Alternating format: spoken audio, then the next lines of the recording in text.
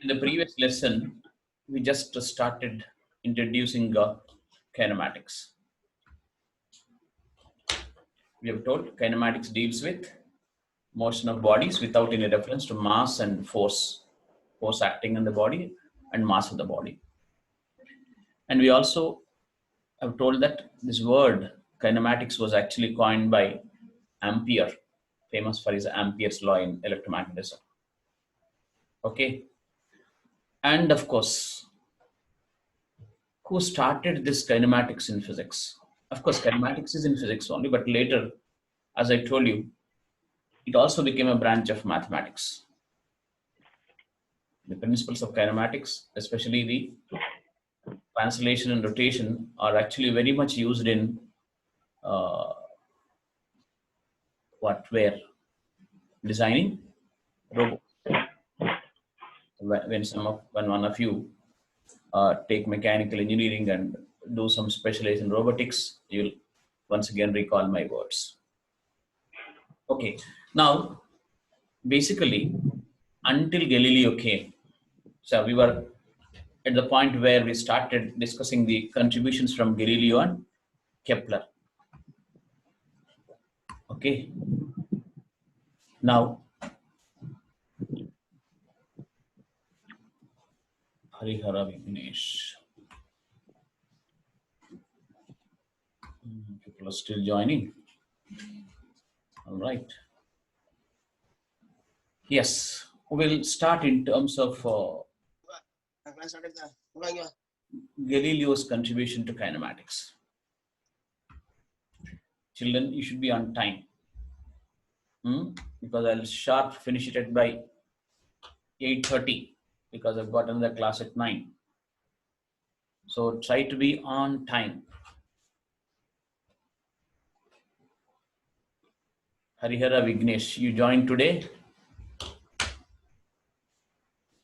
Harihara Vignesh, just speak. All right. Yes. Until Galileo came into picture. It is somewhere 1642 I think Galileo died. I don't remember exact thing, but yeah, 1642, and then 1640 something Newton was born. Anyway, you already know his contribution. We keep saying many times that, look at this, when two bodies of different masses are dropped from a same height, we know that the bigger mass falls faster. Am I correct? Children, I'm teasing you. Yes, sir. Yes, sir. No. Both falls at the same time, sir. Equality. Same time. That was a situation until Galileo came into picture. Remember it.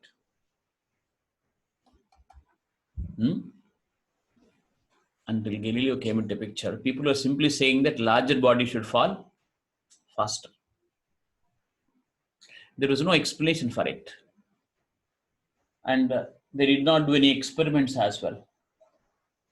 They did not do any experiments. Just like that. Armchair philosophers. Just sit there and imagine whatever you want and throw it on people. Galileo is the first person, of course. Of course, there are other scientists, his contemporaries. Even Leonardo da Vinci talked about these things. But Galileo is the first person to actually do some real experiments to prove something. I'll go backwards. We know these two balls fall. Of course, you need to ignore the air resistance here. But remember, on small bodies like this, solid bodies, the air resistance doesn't make a big difference. Ignore it. You'll find that if they are falling from the same height, they take the same time. But remember, it is so simple for now because you use equations, right? S equals, you say, yes, sir, half G T square. Where we say, you know, this is actually given by Galileo first, believe me, though we derive it, writing some equations, all that we'll be doing, but experimentally it was Galileo who found this first, right? Now we take it for granted. And using this, we say that G is same for big or small body. Huh? Therefore, the time, look, if I write T square equals 2s by G and T equals root of 2s by G, we know this S is same, G is same for both the bodies. Therefore, now we know that they fall to the ground in the same time. But that was not so simple during Galileo's time.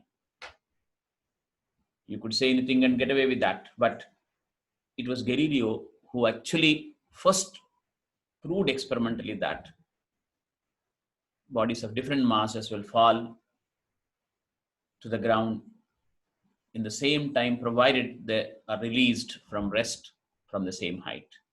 And I'll tell you a few stories about it. Very, very important, very interesting as well. Look, you see some picture on the left side? Yes, sir. This is candelabrum.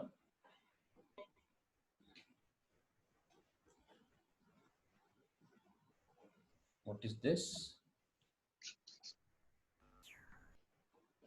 A candelabrum.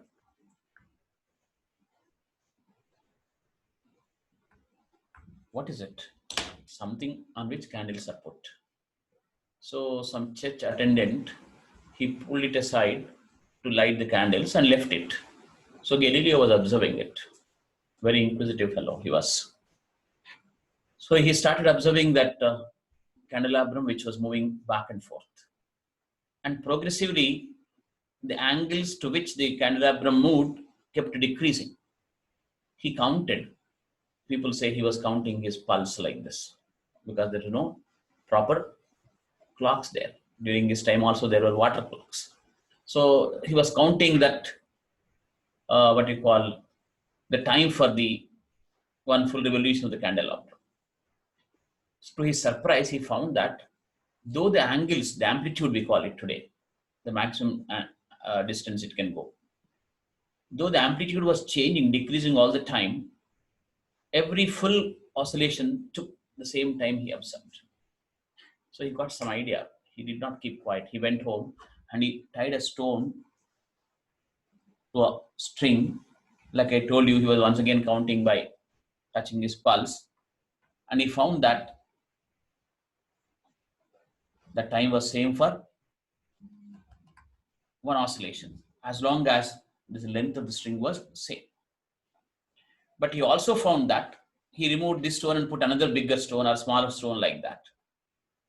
He found that though he was changing the masses of the blobs here, the stones here, the time was remaining same if the length was same. All these things we know now. Nowadays we know the formula T equals 2 pi root L by G. Did you hear this any time, children? Time period of a pendulum will be written as nowadays. Yes, sir. 2 pi root L by G. L by G.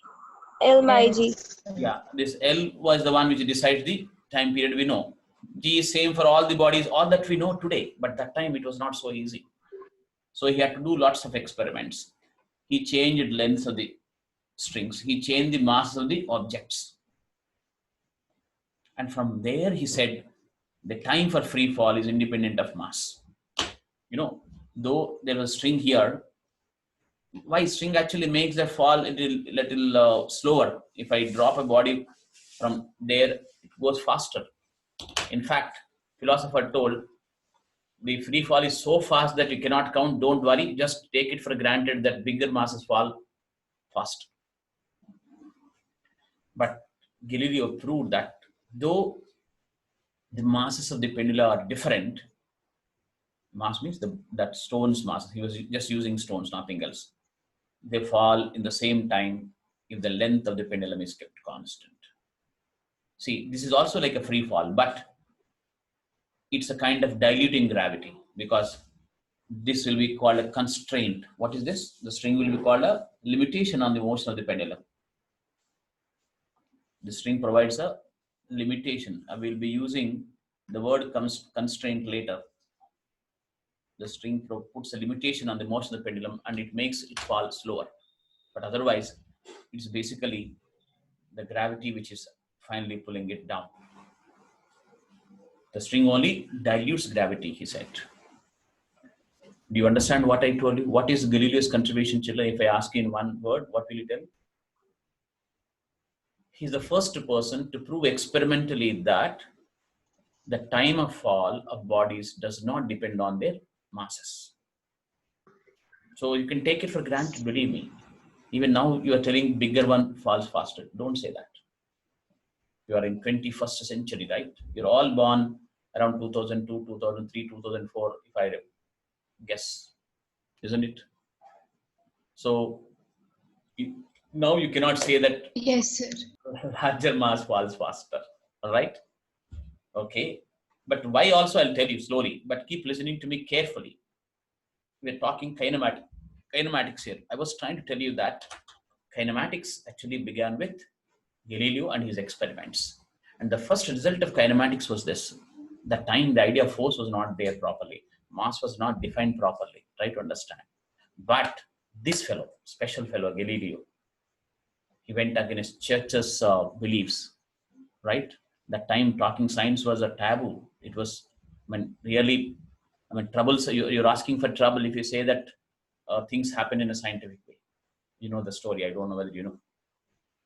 He was imprisoned and all that was there. In fact, people say Newton wrote his Principia in a very, very difficult language so that everybody won't follow and that won't become unpopular. His English, that English he used, no one can follow now. Even that time, not many were following. So, of course, he did not even write in English. Latin, of course, they were writing. So, very, very serious writing they do so that ordinary people don't understand it and don't trouble them. That was a kind of atmosphere prevailing during that time. But, yeah. What is the idea of this pendulum business, children, here? Of course, he did not stop with that. I'll go to other experiments. The main idea here is to tell you that the time of fall is independent of mass because acceleration is same for both the masses. Now I can include a little dynamics and tell you why this is happening. I'll do that. But let me go to the next slide. You're free to raise your hand and ask. Do you see the picture here? Yes, What sir. is Galileo doing? The Leaning Tower of Pisa. Yes. All his attendants were there and he's dropping two different balls. And people found that time to be same. Sure. So he did not stop with that, what you call this one, the pendulum, because that string was there, people were worried, maybe string is doing something more. Okay. So apparently he proved this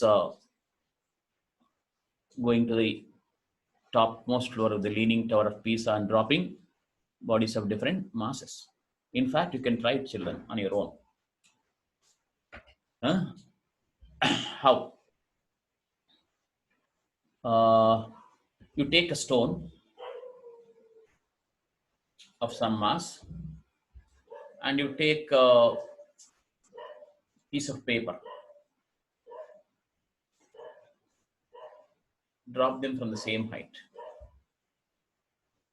What will happen? Can you tell me? Piece of paper, I told you.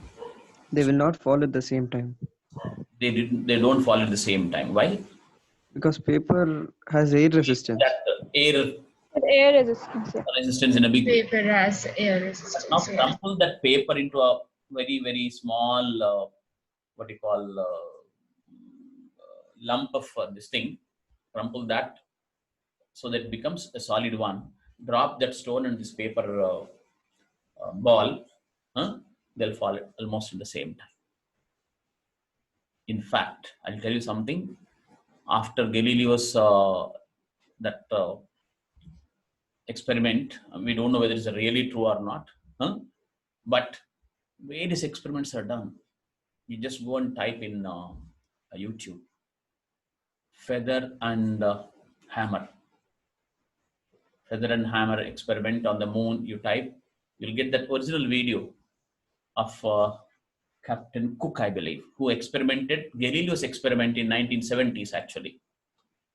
He dropped, because here creating airless atmosphere is not possible on the Earth, right? But on Moon, there's no air. Isn't it so? Children, Yes. Yes, sir. Yes, Yes, sir. why on Moon air is not there? Because it doesn't have Gravitational a proper force. Gravitational force is atmosphere. More more. compared to Earth. So it's less compared to Earth, sir. It doesn't Yes, have sir. Sorry, strong sir. Yes. gravitational Why? force and a The magnetic field. atmosphere did not stay there. That Sir, should, no Sorry, atmosphere, sorry, no sir. Sorry, friction sir. also. Sorry, sir. no, I'll tell you. I'll use a word like this. The escape velocity of a body from the surface of the Moon. What is escape velocity? For example, on the Earth's surface, I take any body and throw it with 11.2 kilometers per second, it will never come back to the Earth again. That's called, Escape velocity. Sorry, sir. right? But here, what happened? This escape velocity is higher than the velocities of the atmospheric gases, which is called some RMS velocity, whatever reason. Don't worry about it. Some average velocity of the molecules of the gas is less than escape velocity. That's why they got stuck to the Earth. But escape velocity of a body from the surface of the Moon is less. And the RMS velocity of the gases is more. That means they already have escaped. Gravity of Moon cannot hold the gases together. So when that person went to the Moon, I don't remember the spaceship Apollo. Just check, go and type later. What is that experiment I told you? Feather and hammer experiment.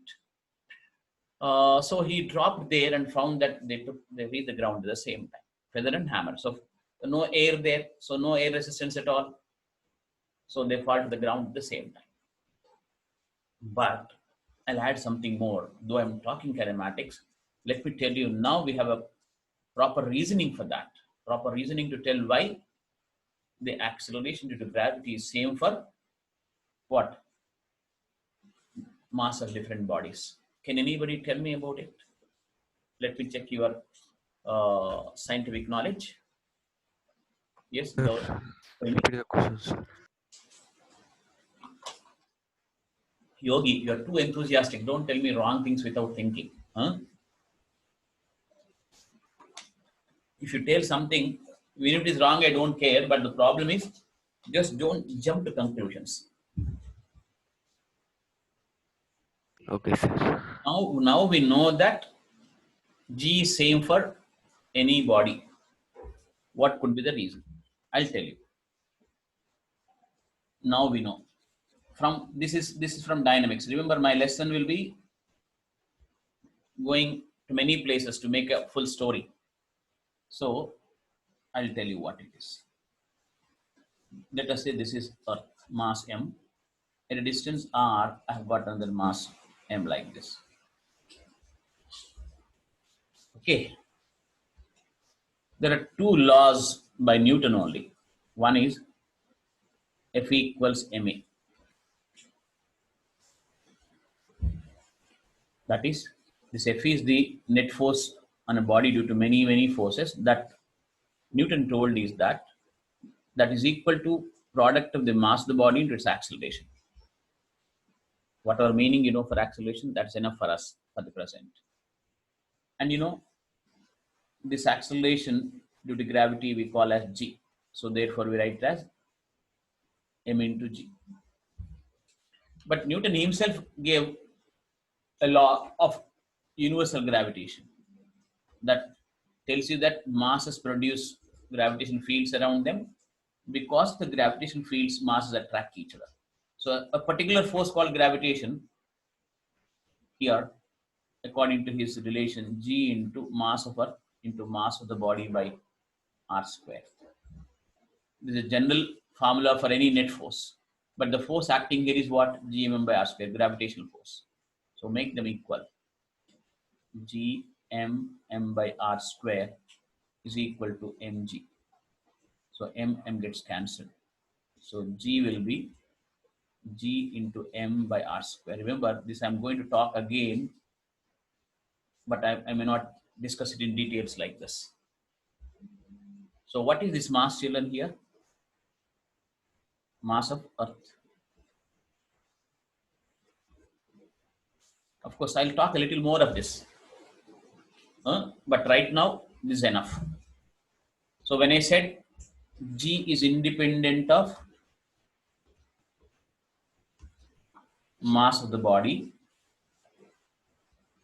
even if you did not follow it completely right now, remember the formula for G is capital G is a constant. It's called Universal Gravitational Constant. R is the distance from the center of the Earth to body there. M is mass of the Earth. So here, whatever mass you got for the body got cancelled. So that's how you can remember. Remember, I told you already, physics has to be understood, spoken, remembered, finally in mathematical terms. So when I said G is independent of mass of the body, the equation that should come to your mind immediately is this: G into capital M by R square is the formula for G. Now we know that. Now we know that he did not know all this because it comes from dynamics, not from kinematics. From dynamics, I'll write. But all this he discovered only experimentally. Try to understand. We are giving an explanation for this now. Even this explanation is not full yet. I don't want to deviate too much. That's why I just gave it like that.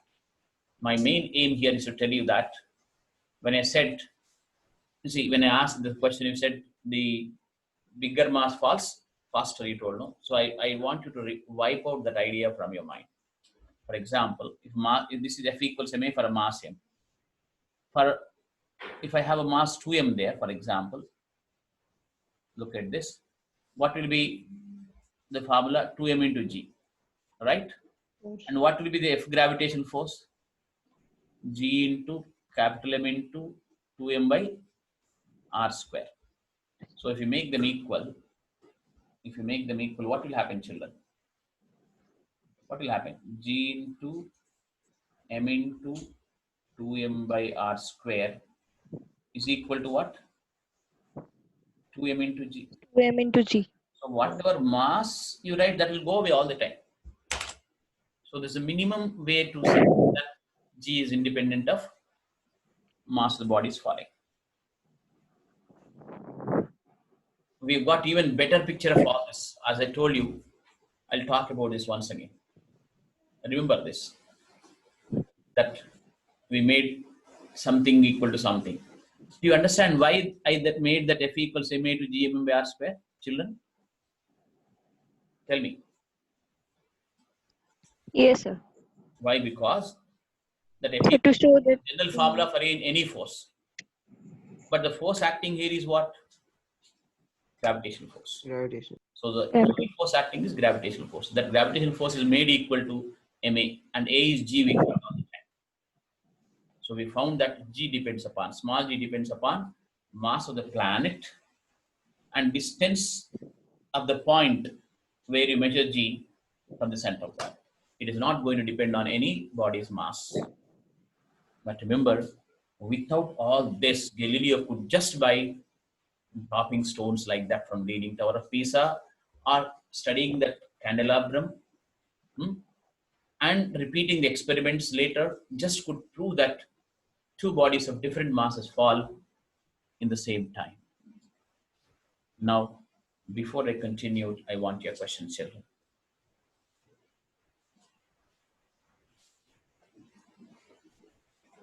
Physics is like a story, but ultimately all the story should be converted to mathematical equations. Any question here? Yes? Sir, this was a mathematical proof, but is there any proof in theory for it? This is only theory, Divyamsh. Theory in physics will be in mathematical form. Divyansh. Yes, sir. Theoretical physics means a physics which is converted into maths. No theory means no writing. People misunderstand. Theory is writing and equations are maths. No. Okay, It sir. is a model, Divyansh. Theory is a Model. a scientific model. Hmm? Yes, sir. Yeah. Okay, sir. But Divyansh, remember, I'll bring this back again. Right now, I made it look simple for you. Much more of this will be coming later. Okay, Alright? sir. Yes, sir. But remember this. When two bodies are dropped from the same height, ignoring air resistance, even if they've got different masses, they come to the ground in the same time, is Galileo's experimental proof in the beginning, for which we have a proof from theoretical proof from the dynamics. F equals ma and F equals gm by r square. And this is still not complete. I have to tell you this. Otherwise, somebody will think, why sir is not talking about a few other things. I'll talk about them. Right. Now, I'll continue, children. Right. Yes, sir. Now look at this. Galileo's contribution is further there. Of course, I should have told you this before I explained that, but doesn't matter.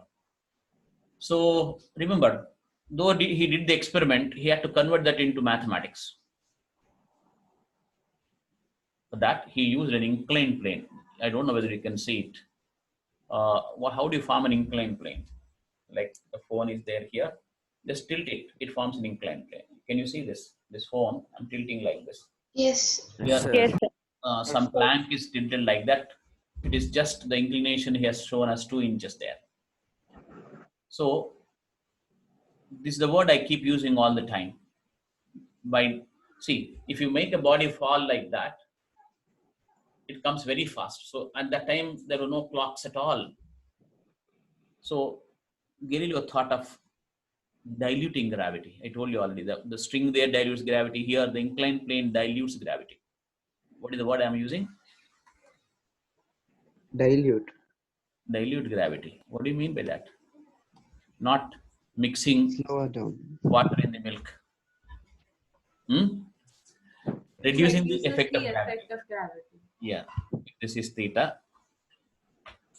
If you drop a body like this, it will come with g.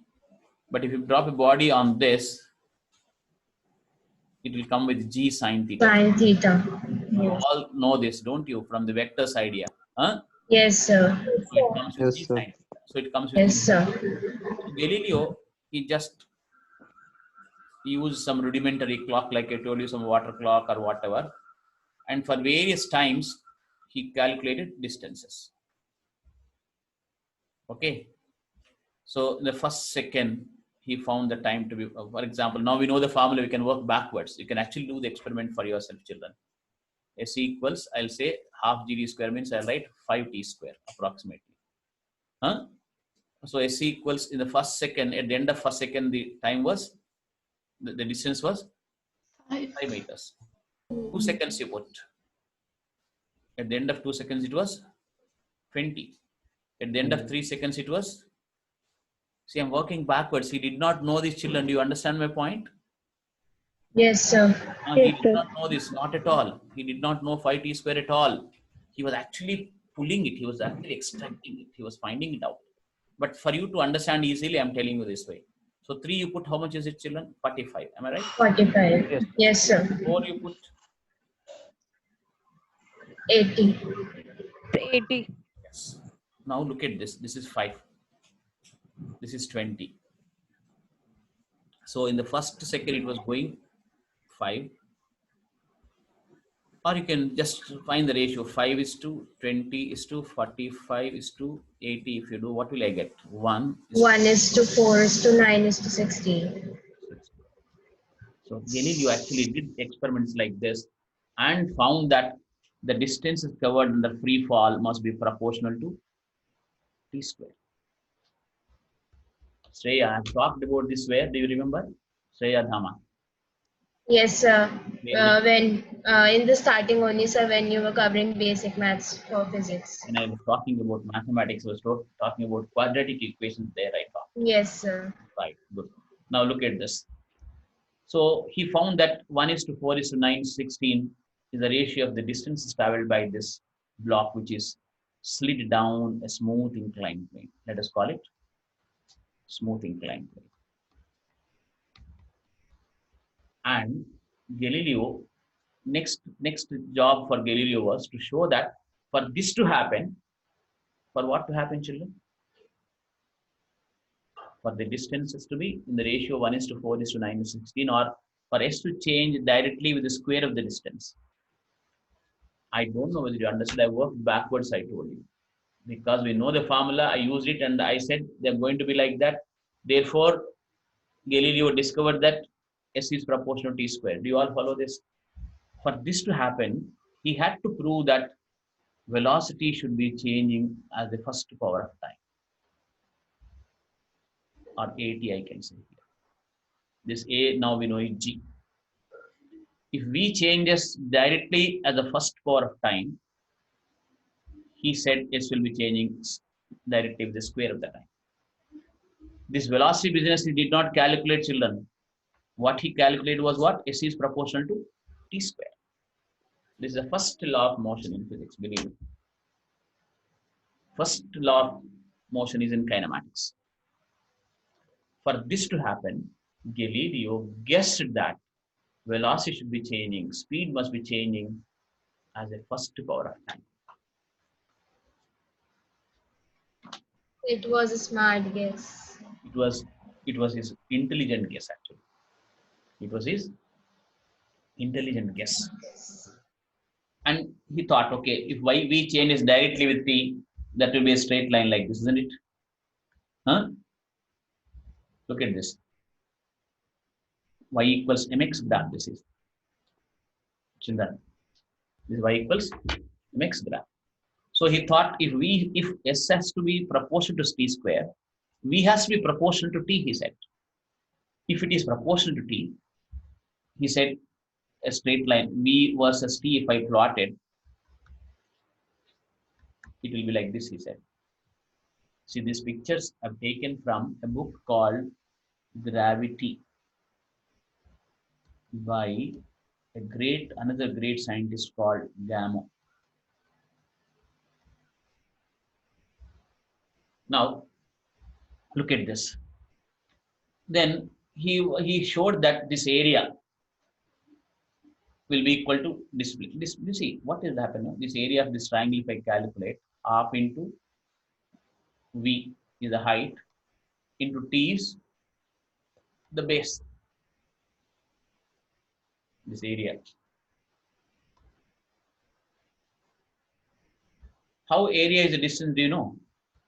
Of course, the diagrams are not very clear, but he just divided this whole thing into small areas like this. This idea of integration also. Galileo did so much, Newton used all this actually. Galileo struggled so hard and Newton was even more cleverer. So he brought all these things and made it a beautiful scheme of things.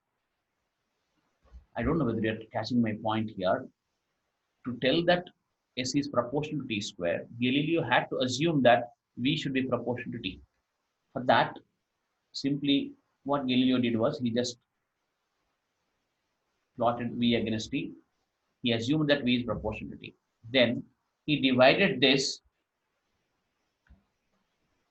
into small rectangles like this, so small that the variation of V is almost negligible. So area of the small triangle will be how much, children?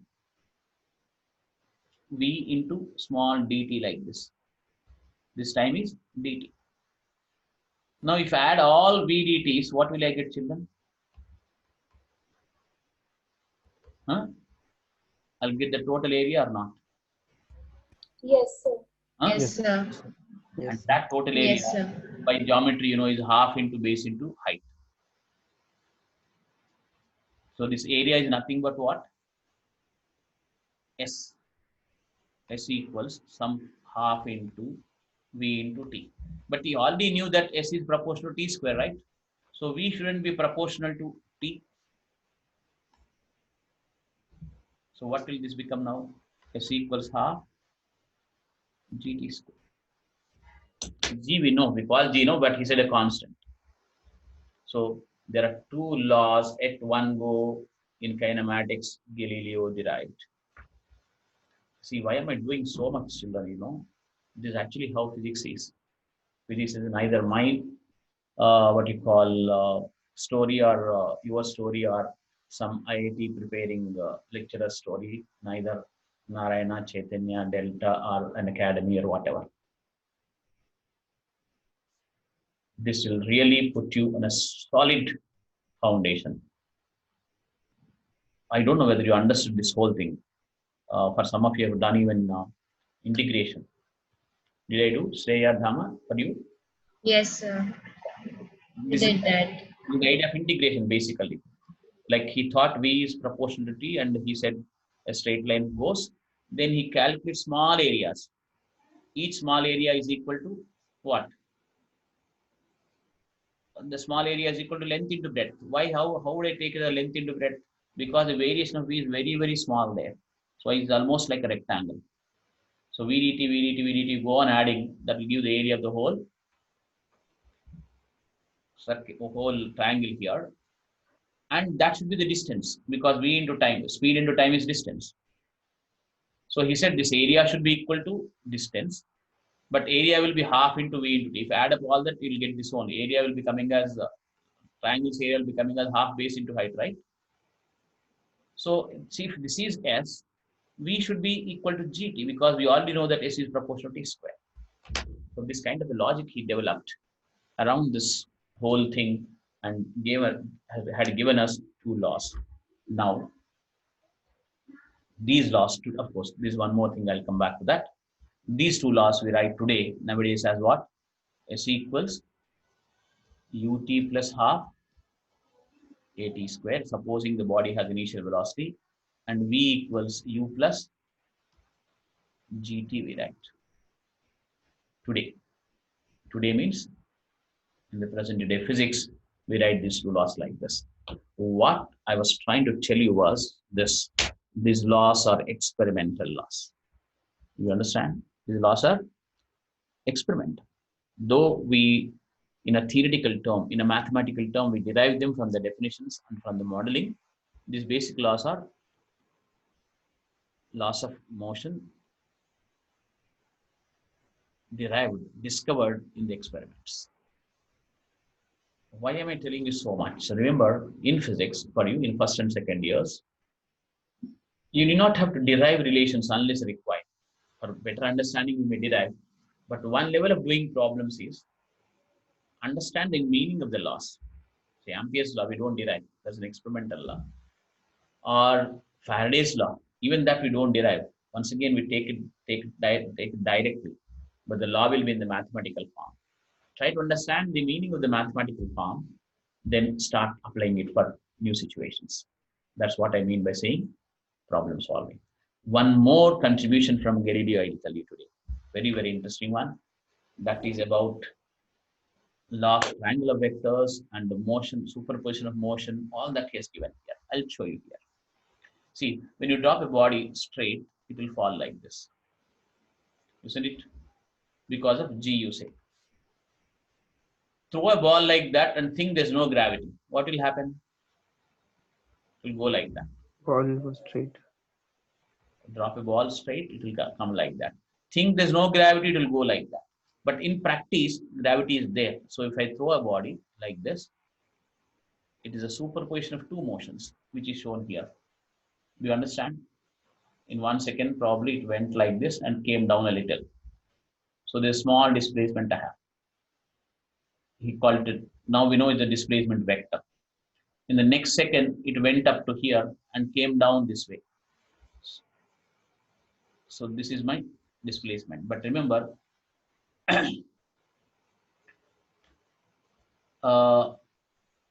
like that, we can keep drawing the displacement vectors in every 1, 2, 3, 4 seconds like that. Do you follow? Do you understand? Just I'll rub it off.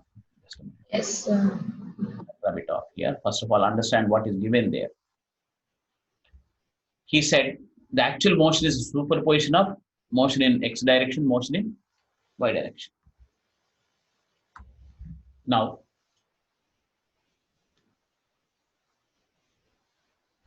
sum of these two displacement is this, right? This plus this is this. And similarly, this plus this is this. You understand? This plus this is this. Is it not law of triangular vectors, children? Yes. Follow array. Yes, Come sir. on. This is the displacement in the first second. This is the Yes. displacement in the first second seconds. And sum of these two is the displacement in 2 seconds.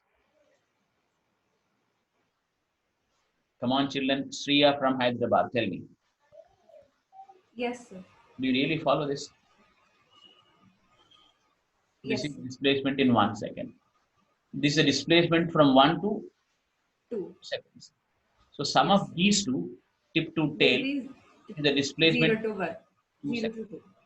So this is what you mean by superposition of motion. That means motion in x direction, motion in y direction are superposed to give what? The actual motion of the body. The path will be which way, path will be like that.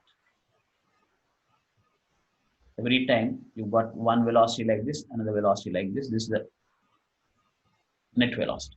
Similarly, there's a net displacement. So the ideas of velocity, displacement all are once again due to this great person called Galileo. Okay, so what are we doing in kinematics, children? Without even telling you what we do, I'm talking about what we're actually doing in kinematics. We'll find out displacements. We'll find out velocities, right? We'll find out speeds, but we never talk about force. All right? I'll continue, children. Yeah, there's one more special character called Kepler. Shreya, read those 3 laws. Come on. Yes, sir. Kepler's contribution. First law. Each planet moves in an elliptical orbit with its star, that is the sun, at one focus. Yeah. The second law. That is the law of equal areas. Hmm. An orbiting object will take the same amount of time to travel between points A and B as it takes to travel between points C and D. Yeah, I just given it in the easier way for you to understand. A and B, can you see in the picture? Huh? Yes, sir. Yeah, this one. I'll just go with the lighter. This is, and this one. What it says is the area described by the planet in equal intervals of time will be equal. The line joining the planet and the sun sweeps out equal areas in equal intervals of time with the actual statement. What did I say? First is law of orbits.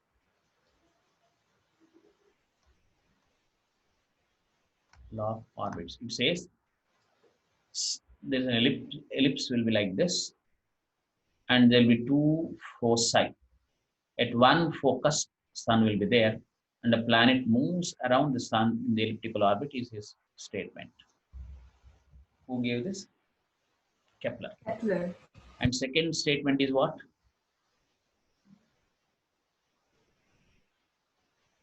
The line joining sun and the planet sweeps out equal areas in equal intervals of time. What happens is speed will be smaller here, children.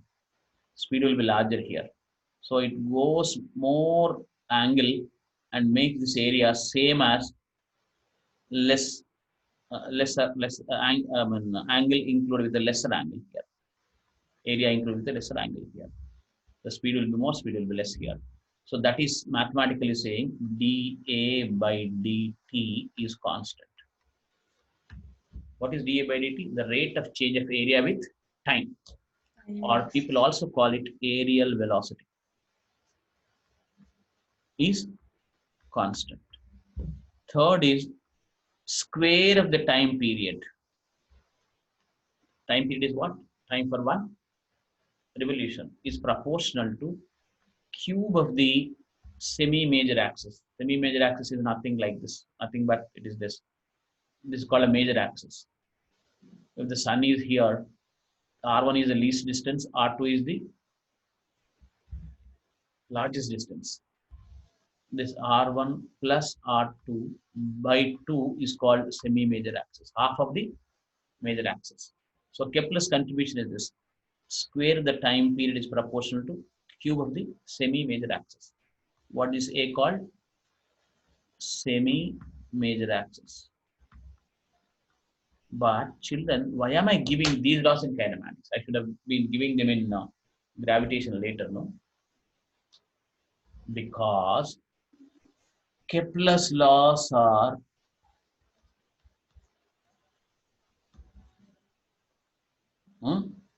empirical laws describing the kinematics of planetary motion. Describing the kinematics of what? Planetary motion. So you understood now why I mentioned Kepler's laws here. Why am I calling it planetary motion? Sorry, empirical laws describing the kinematics of planetary motion, children. Because it talks about path of the what you call planet. It talks about the area described with the planet. It talks about the time period of the planet.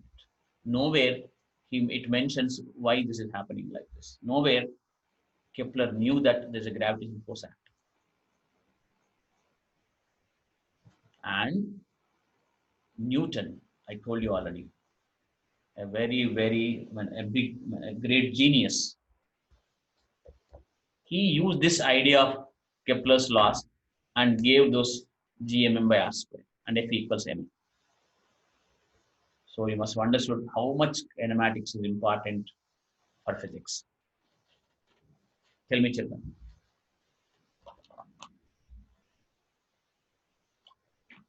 Kepler, how did he give his laws? That's another story. I'll tell you. There was a wealthy fellow called Tycho Brahe. What is his name? Tycho Brahe. His uncle gave him lots of money.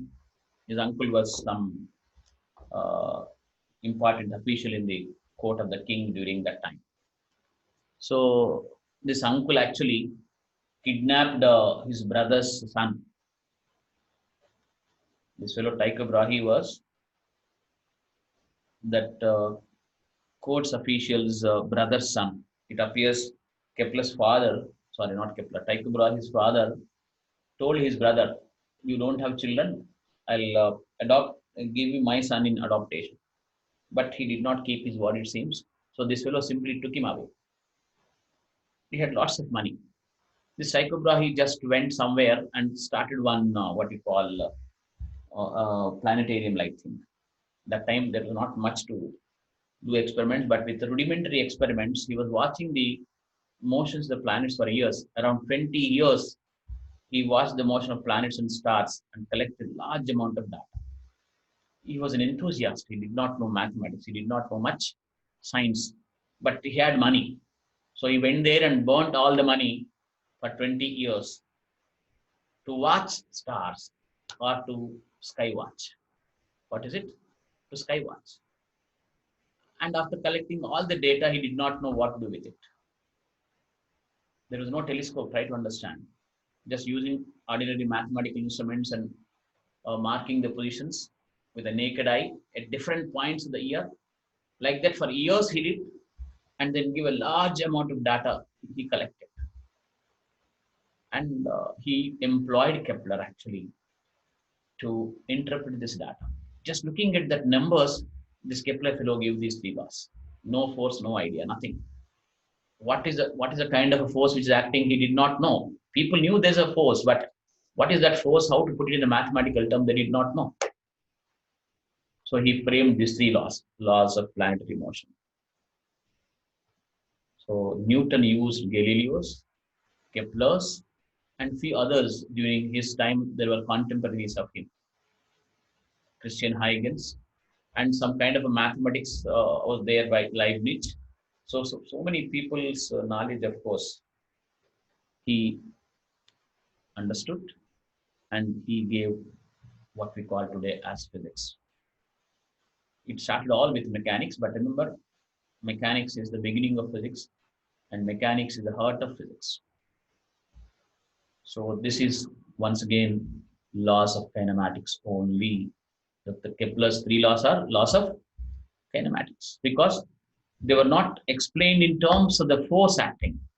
Newton, he wanted to justify why this is happening, why the planet is going around in an elliptical path. Why is it describing equal areas in equal intervals of time? Why t square is proportional to a cube? For all this, Newton wanted to give explanation. Therefore, he framed Newton's laws and also Newton's law of gravitation. For that, he had to define mass and he introduced an idea called force. So velocity, acceleration, speeds, displacements, all that were already understood by different people, and Kepler made them very mathematical. But Newton came into picture and introduced mass and force and formed the dynamics. And later scientists took over and did lot many more things with what Newton did. Children, come on, tell me something. I've been talking so much. I don't know whether you could catch my words. In this, you should be able to catch the mathematical principles, basically. All right? Harihara Yes, Vignesh. sir. Harihara Vignesh, where are you from? Hyderabad, sir. Hyderabad. Today you joined? Yesterday you were Yes, not. sir. Yesterday I was there, sir. Okay. You were there yesterday? As in another name. What was your name that time? Venkat Kishore. What is your actual name? Harihara Vignesh. Harihara Vignesh only. Which college are you studying now? Have you joined any college yet? Harihara. Gayatri. Huh? Gayatri. Gayatri. Okay. In Hyderabad. Okay. Yes, sir. Right. Are you following things? Today's lesson, Yes, sir. did you follow? Yes, sir. Was it looking interesting or scary? Interesting, sir. Interesting only. Could you remember a few ideas from what we discussed until now? And you see, our lesson is kinematics. So, Yes, sir. on the way, I'll teach you so many things. Yes, sir. Kepler's laws also I brought here. Why? Can you tell me, Ganesh? Vignesh?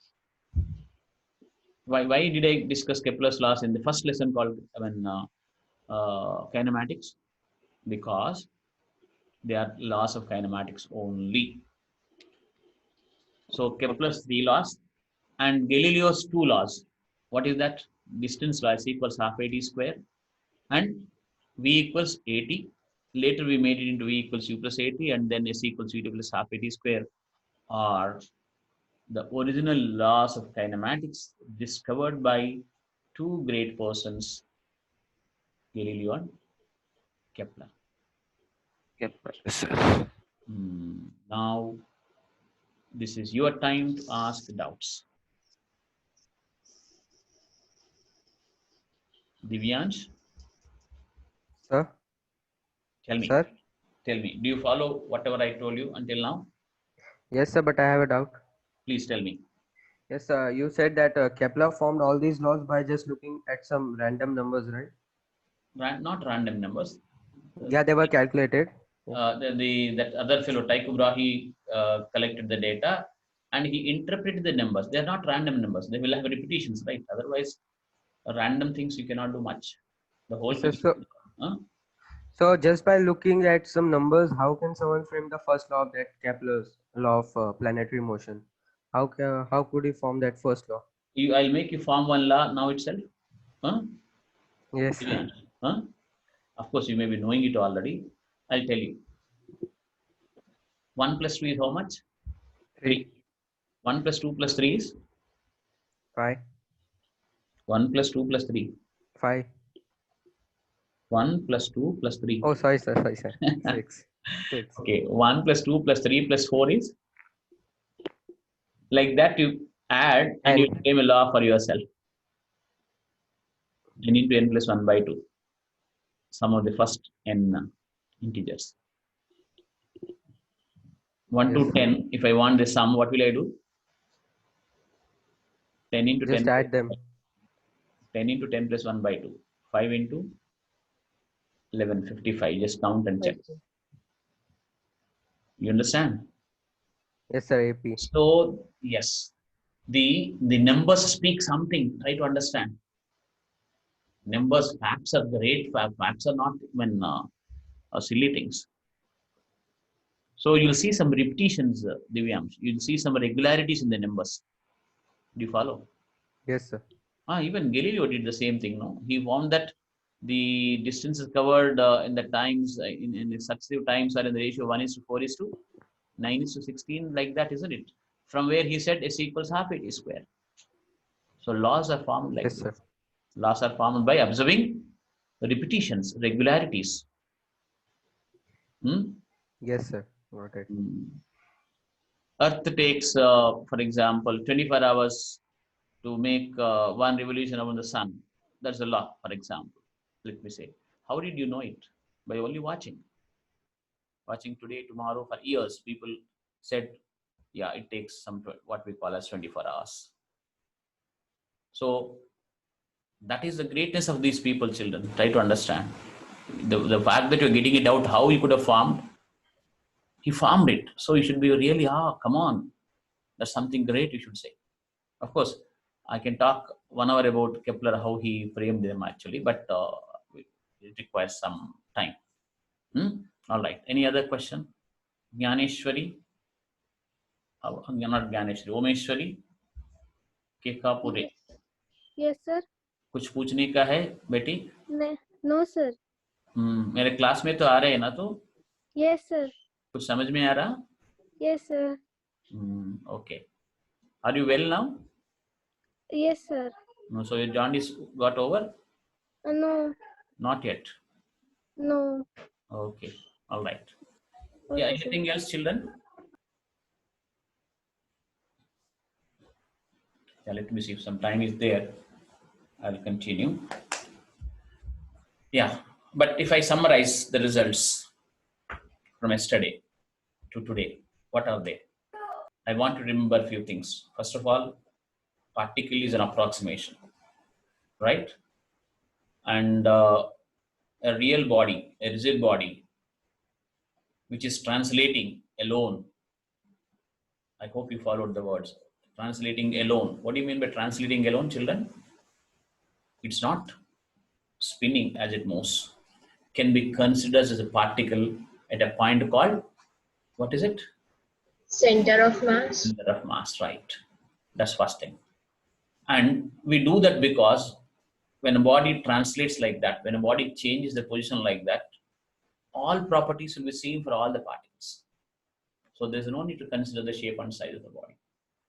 So in a translatory motion, I can consider a body to be a particle. And Newton's second law is about the particles only. Newton's law is about the center of mass of the bodies. When a body is thrown, only that point called center of mass goes in a simple path. For that, Newton gives his law as F equals ma. He talked about a particle, but later we're giving a meaning to it. All right. And of course, we also will remember that there are other particles, even smaller particles in the nature, in the matter.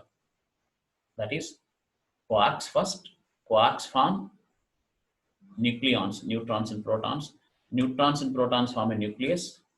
Around that, electrons will be there. That will form an atom. Atoms will form molecules. Molecules form big bodies. So the smallest particles, like the smallest elements of the matter, they're also given name particles, but they're called elementary particles, right? And kinematics is about studying the motion of objects without any reference to mass and force. And the two important scientists who contributed to kinematics in the beginning were Galileo and who is this fellow? Kepler. And Galileo gave the most important laws, which are actually form the whole set of equations in our lesson called kinematics. That is laws of kinematics, we can say, laws of motion, we can say. But we need to remember even Kepler during this time, because he framed three laws, which are kinematics of planetary motion. What did he say? Not dynamics of planetary motion, because he was not explaining these laws in terms of the force acting between sun and the moon, planet. In fact, these laws became the starting point or the motivation point for Newton to frame two laws named after him. One is Newton's law of gravitation, the other is F equals ma. So that is the story of kinematics until now. I want you to listen to this video again and make your own notes, which Shreya had been doing, and I want people here also to do something like that. All right, I shall close the lesson for today, and we'll meet Thank you, again sir. tomorrow. Thank you, sir. Thank you, sir. sir. Thank you. Thank you, sir. Thank you, children. Thank Thank you, sir. Thank you so much. you, sir. Bye, Thank sir. you, sir. Good Bye. night, sir. Good night.